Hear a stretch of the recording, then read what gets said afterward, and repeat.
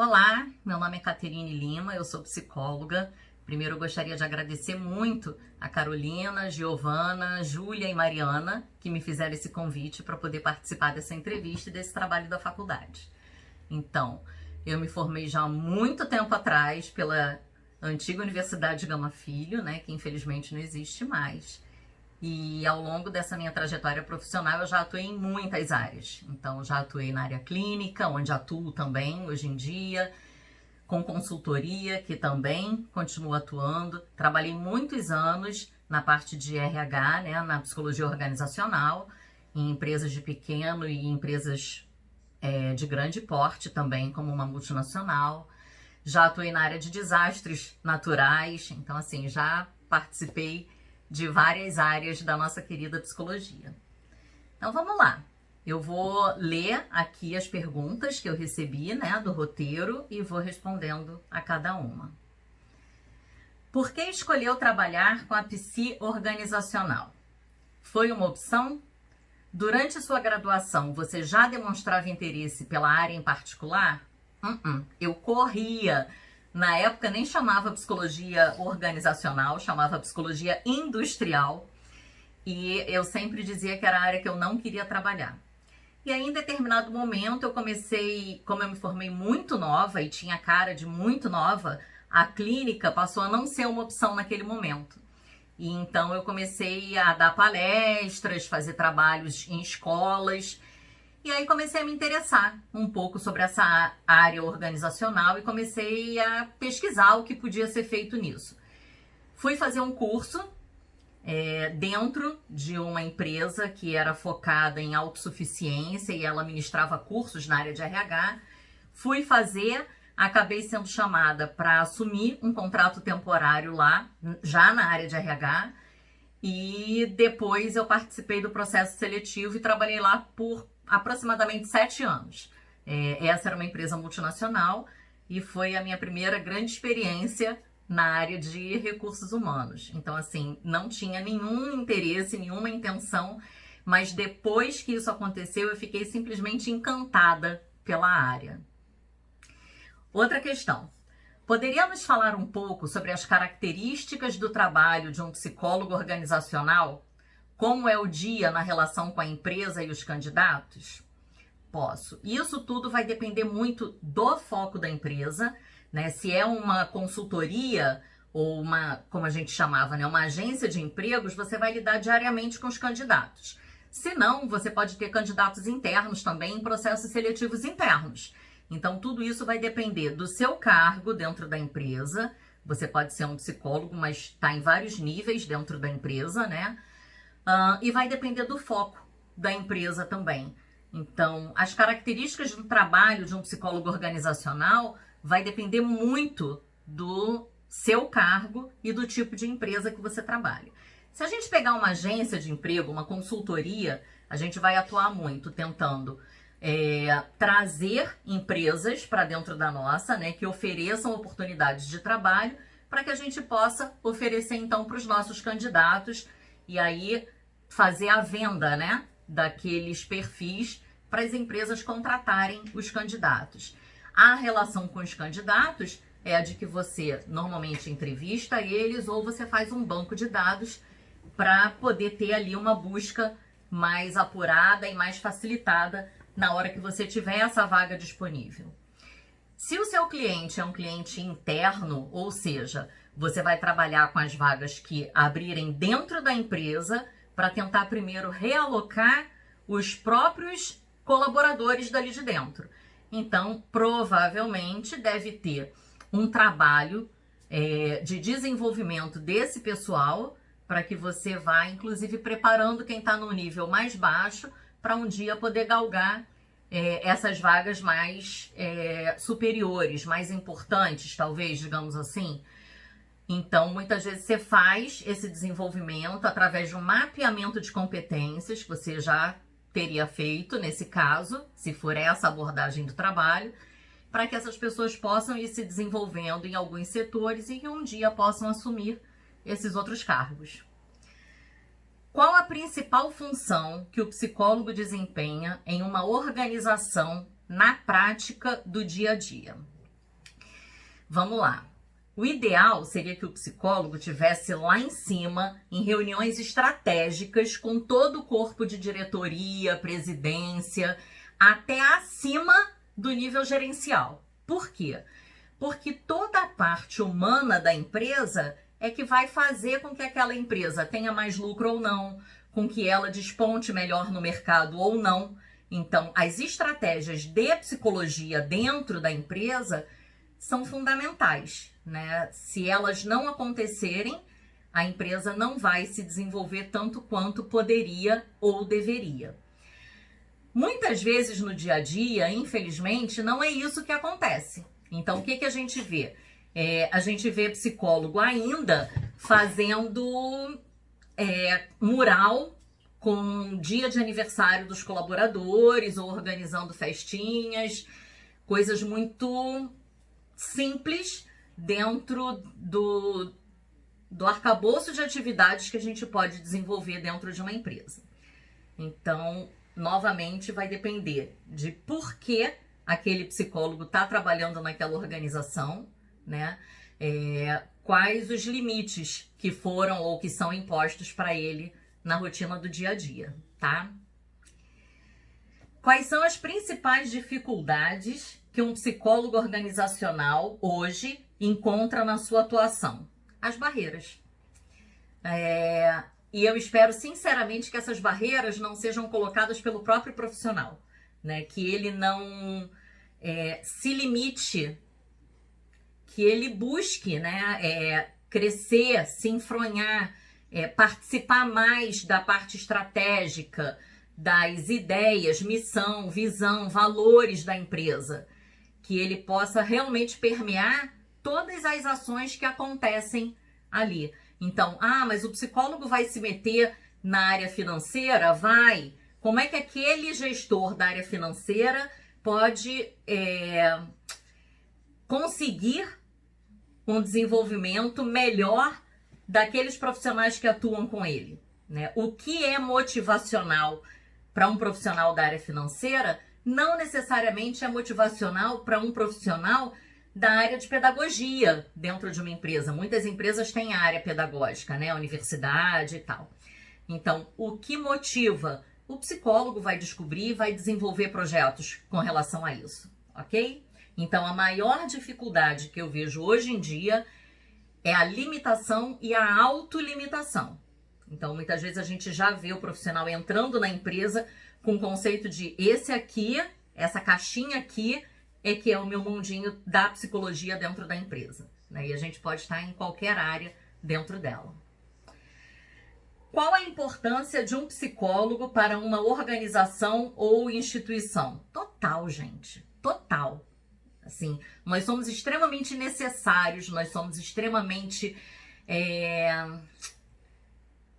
preciosos para o desenvolvimento da empresa, como eu coloquei. Então, se a gente tem uma percepção bem apurada da nossa posição, do nosso potencial e também uma leitura objetiva do que a empresa pode alcançar, primeiro do que ela já é dentro do seu mercado e depois do que ela pode vir a alcançar, ali a gente desenvolve estratégias junto com o que a empresa tem de melhor, que é seu capital humano. Então, capital humano, capital intelectual, como é que eu vou desenvolver essas pessoas para que elas se sintam motivadas a colaborar ainda mais com a empresa e fazer com que ela alcance objetivos ainda maiores? Então, essa é a importância do psicólogo dentro da empresa, é vital. Como funciona a consultoria nas empresas? Vamos lá. Eu atuo fazendo consultoria empresarial e normalmente o que acontece é o CEO ou o dono da empresa, vai depender do tamanho dela, te chama e explica para você qual é a situação da empresa e o que ele quer. Nesse momento, nessa primeira entrevista, ele normalmente já conhece meu trabalho, isso acontece muito por indicação também, e aí eu quero ouvir. Eu quero ouvir tudo que ele tem para me dizer, quais são os objetivos dele, em que nível a empresa dele está nesse momento, em que mercado ele está inserido, se ele está coerente com o mercado que ele está e onde ele quer chegar, porque às vezes ele sonha de um jeito que não é viável, pelo menos não naquele momento. E aí eu volto para casa e desenho todo um planejamento dentro daquilo que ele me disse, colocando todos os pontos que a gente pode trabalhar e o que ele falou também que ainda talvez não seja acessível. Talvez a gente visualize aquilo no final da consultoria. Retorno para ele, a gente faz uma série de reuniões onde a gente finalmente vai fazer o escopo do trabalho, como vai ser, quantos dias a gente vai precisar dentro da empresa, tudo direitinho. E aí eu sempre peço acesso total à empresa, né? Muitas vezes é interessante, quando a gente pega principalmente uma empresa pequena, a gente vê muito o dono da empresa querendo que você modifique tudo, que você mexa com todos os funcionários, mas ele não, né? E ele precisa entender que ele, sendo dono, gestor, né? Ele precisa mudar muita coisa. Então, eu já tive clientes assim, e as propostas são as mais loucas, do tipo, eu quero que você transforme a minha padaria numa delicatessen. Nem era uma padaria, era uma clínica, mas a expressão dele, né, na contratação foi essa. A outra foi, eu quero que você me ajude a falir saudavelmente, e isso já tem um tempo, e a empresa continua aí no mercado, né, se ergueu novamente, continua atuando. Então, a consultoria vai funcionar muito de acordo com a demanda. Alguns pedem para que você só dê treinamento para alguns setores. Outros pedem para que você mude tudo, inclusive use de conhecimentos de ergonomia para ver se aquele balcão ou se aquela mesa está condizente com aquele profissional. Então, a gente remodela tudo, inclusive, muitas vezes, mudando profissionais de setores internamente. Obviamente, também inclui muitas vezes contratação e desligamento. Outra, partindo do raciocínio que a terapia cognitivo-comportamental se baseia na técnica de mudar os pensamentos e crenças distorcidas, disfuncionais, ou seja, que atrapalham a funcionalidade do sujeito, como é utilizada de forma específica na área empresarial. Então, vamos lá. Eu atuo no consultório, trabalho com terapia cognitivo-comportamental e é muito interessante, né, essa pergunta de como a TCC pode ser aplicada na área empresarial. Eu entendo o seguinte, quando a gente escolhe uma linha, ela não é simplesmente um conjunto de técnicas, ela é uma forma de você ver o homem. Então, é uma forma de você entender, você já visualiza uma pessoa e o seu comportamento já te diz um pouco ou muito das crenças, por exemplo, que essa pessoa traz com ela. Quando eu me formei, a minha leitura era psicanalítica. Então, dizer que hoje em dia a psicanálise não permeia mais a minha leitura seria indevido. Permeia sim. Muitas vezes eu tenho uma leitura psicanalítica do que está acontecendo. Mas a TCC, ela te traz um conjunto de técnicas, de práticas, de ferramentas muito bacana para você trabalhar no dia a dia. É claro que dentro da empresa, quando eu estou dando uma consultoria, por exemplo, ou quando eu estou trabalhando efetivamente no RH de uma empresa, eu não vou sentar e fazer um papel, pegar um ofício, né, impresso e falar, olha só, aqui você vai escrever para mim todos os seus pensamentos disfuncionais e tal. Não vou usar dessa forma. Mas, por exemplo, eu vou até juntar aqui com a próxima pergunta que diz assim, existe alguma técnica do TCC, como por exemplo o uso do questionamento socrático, que se usa com facilidade no RH? Então vamos lá, eu vou aproveitar e vou juntar essas duas perguntas. Como eu falei, quando a gente escolhe uma linha, aquilo ali te dá a forma com que você vai ler as pessoas. Então, se você escolher o TCC, você vai acabar lendo as pessoas baseado nos conceitos da TCC. Então, você vai pensar sempre em crenças, em pensamentos disfuncionais. Por que aquela pessoa age daquela forma, né? Que crença será que está ali por trás? Diferente de quando você é psicanalista, você vê uma situação, você não vai pensar nas crenças, mas você vai pensar, o que será que aconteceu com aquela pessoa quando ela era criança, né? Qual seria o vínculo dessa pessoa com a mãe? Que tipo de mãe era? Ou que tipo de pai era? Esse pai foi permitido entrar efetivamente na relação?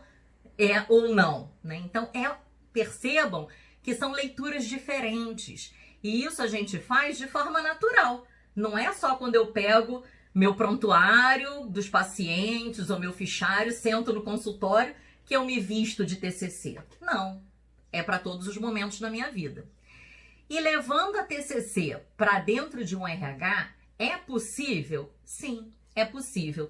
E foi legal citarem o pensamento socrático, porque eu acho que é uma das técnicas mais basais da TCC, e a gente usa em todos os momentos. Eu uso em qualquer situação da minha vida, às vezes até conversando com o filho, a gente está usando o pensamento socrático. Vamos ver dentro de uma empresa. Você conversa com um colaborador e o colaborador te diz assim: eu tenho um projeto aqui, mas eu tô com muito medo de apresentar esse projeto para o meu gestor. Mas por que você tá com medo? Eu não sei. Aí ele vai te respondendo. Aí você fala: tá, então vamos pensar aqui, né, de uma forma mais racional. Vai que você apresenta esse projeto. O que de pior pode acontecer?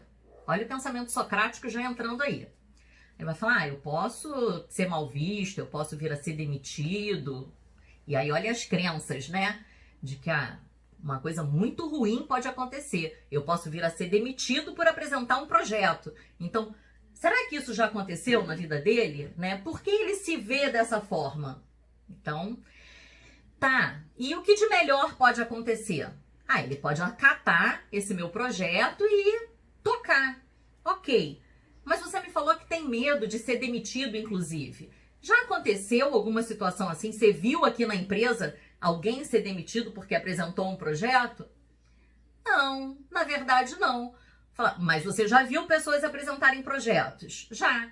E projetos serem recusados? Já. E a pessoa não foi demitida? Não. Então por que você seria demitido? E aí você vai usando desses questionamentos até para a pessoa parar e falar: né? Nada a ver o que eu tô pensando. Bobeira minha. E aí você tá trabalhando com o pensamento socrático, tá trabalhando, se você aprofundar um pouco mais, você vai mexer com algumas crenças que aquela pessoa tem, de por que isso, de tão grave, né, tão dramático aconteceria com ela. E o que a gente pode modificar nesse pensamento disfuncional. Então, dessa forma, você pode sim utilizar a TCC também dentro do RH, ok?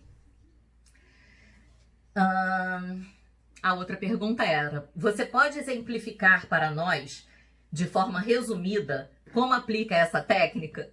Acabei de responder, então juntei 3 perguntas numa resposta só, espero que tenha ficado claro. Qual é o recado que você deixa para os acadêmicos interessados em trabalhar nessa área?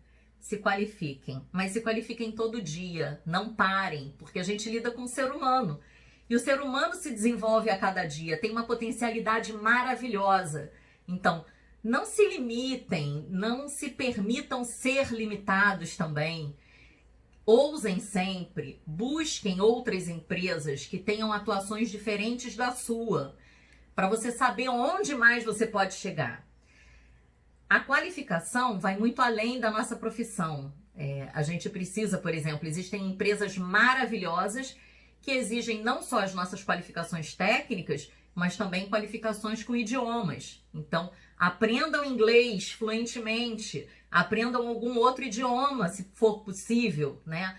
Hoje em dia, com a tecnologia, a gente não precisa nem pagar para aprender algumas coisas, né? E nesse ano atípico, a gente consegue aprender mais coisas do que nos anos em que a gente tem que se deslocar mais, enfim. Então, se qualifiquem de forma geral, aprendam sempre, saibam se colocar, enfim. Busquem as empresas que vocês sonham trabalhar para que vocês possam saber qual é o perfil de profissional que é solicitado lá. E só vai, ok? Então, quero agradecer mais uma vez esse grupo incrível. Mariana, Giovana, Júlia e Carolina, obrigada pelo convite e que vocês possam aproveitar o que eu falei, tá bom? Sucesso para vocês na vida e na vida profissional. Um beijo!